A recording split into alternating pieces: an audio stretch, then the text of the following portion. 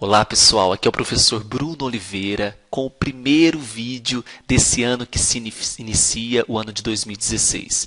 Hoje eu quero reservar para vocês um momento para a gente falar sobre uma grande mudança, um grande início de mudança oriunda da reforma política da Lei 13.165 de 2015, que foi a respeito da questão da participação feminina na política, como que as mulheres estão nesse jogo político.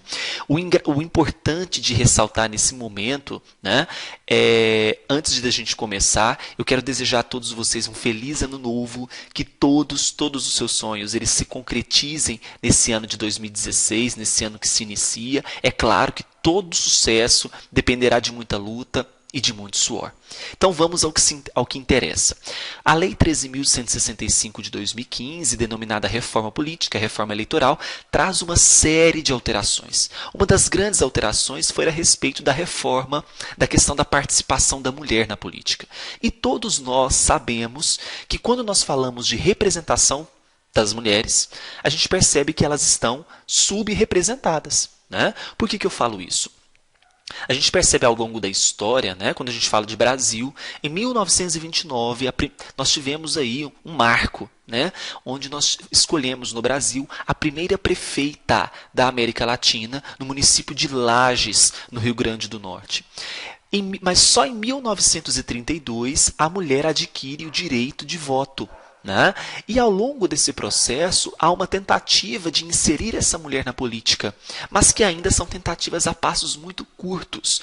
Então, quando a gente fala de participação da mulher, a gente observa que elas não estão somente subrepresentadas na política, mas nas escolas, estão subrepresentadas nos serviços públicos, no setor privado. E isso é muito discrepante quando a gente observa o número de eleitoras que nós temos no Brasil, ultrapassando aí a metade do número de eleitores. Então, vejo como é discrepante. Eu tenho uma participação do eleitorado que é superior à metade, no entanto, o número de mulheres que estão representando aí os diversos setores do nosso país são muito pequenos. Né? Então, sobre subrepresentação, a gente tem que observar também uma pesquisa que foi realizada comparando diversos países, que é essa que eu estou mostrando o gráfico para vocês, que nos mostra o percentual de mulheres na Câmara e no Senado Federal, de diversos países.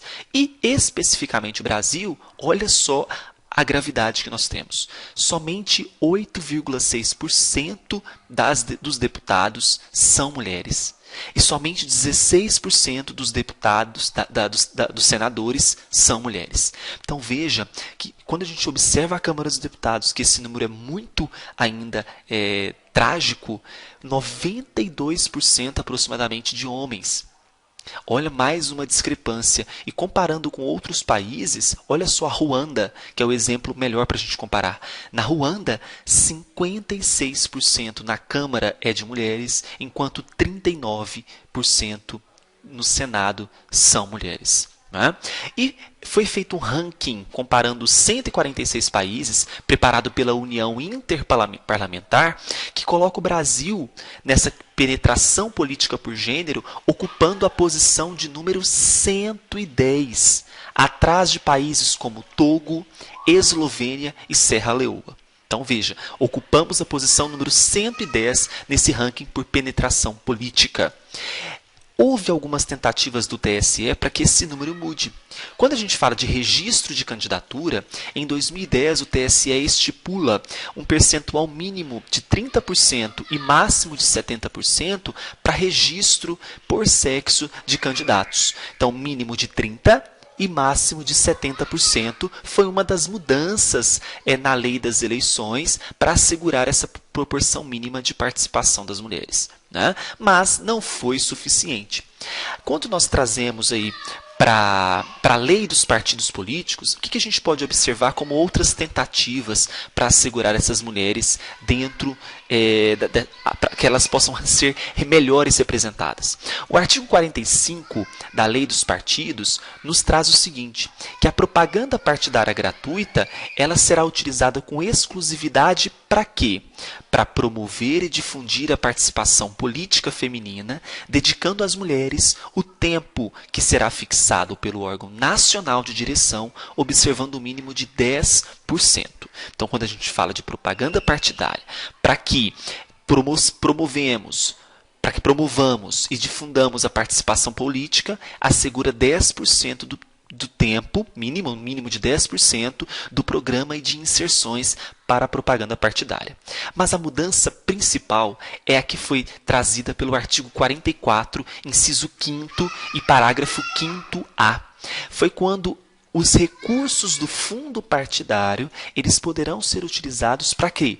Para criação e para manutenção de programas de promoção e difusão da participação política das mulheres, observando que, criados e mantidos pela Secretaria da Mulher do respectivo partido, ou, inexistindo a secretaria, pelo Instituto ou Fundação de Pesquisa e de Doutrinação e Educação Política, de que trata o inciso 4º, conforme percentual que será fixado pelo órgão nacional de direção partidária, observado o mínimo de 5%. Olha só a importante mudança. O parágrafo 5º-A diz que esse percentual mínimo de 5%, a critério desses partidos, poderão ser acumulados em recursos financeiros diferentes, em exercícios financeiros diferentes, mantidos em contas bancárias específicas para utilização futura em campanhas eleitorais de candidatas do partido. Cuidado, nas provas o que poderá ser cobrado? Campanhas eleitorais de candidatos? Não. Campanhas eleitorais de candidatas. E esse percentual mínimo de 5% poderá o quê? Ser acumulado em diferentes exercícios financeiros, ok? Perceba que temos um grande caminho a percorrer. Corre em uma emenda constitucional que vai assegurar um percentual mínimo por eleição de mulheres ocupando posições nas câmaras municipais, câmaras distritais, mas isso é um assunto de um outro episódio. O que eu quero que você lembre é que essa questão de participação da mulher será objeto de futuras provas e você tem que gravar isso, ok? A gente se vê no próximo vídeo. Um grande beijo, um grande abraço e até logo. Tchau, tchau.